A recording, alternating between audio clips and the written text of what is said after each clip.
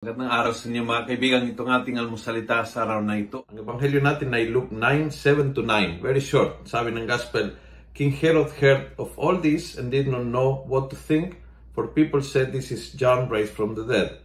Others believed that Elijah or one of the ancient prophets had come back to life.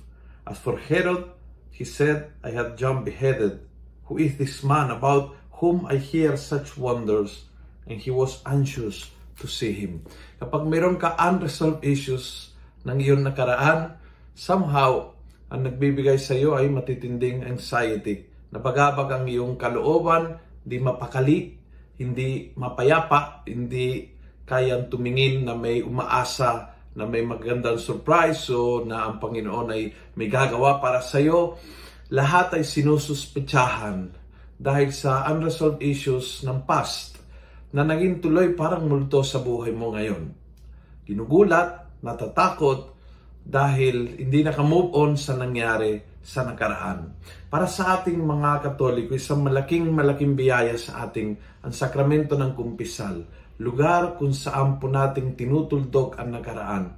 Lugar kung saan pwede mong dalhin lahat ng guilt, lahat ng pagkabagabag ng iyong kalooban at humingi sa Panginoon ng kapatawaran at tutuldukan, change chapter, change page, magbibigay ng panibagong pag-asa, panibagong pananaw, panibagong pagtingin sa nangyayari sa buhay. Hindi kailangan takot sa nakaraan all the time dahil alam mo na ang ating buhay is moving forward sa grasya at tulong ng Diyos.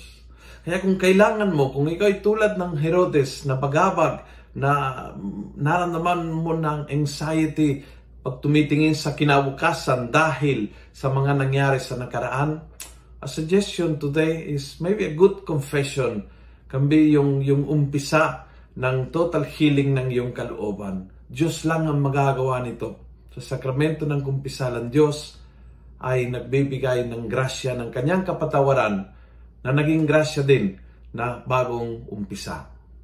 Kung nagustuhan mo ang video ito, please pass it on. Punuin natin ng good news ang social media. Gawin natin viral, araw-araw ang salita ng Diyos. God bless.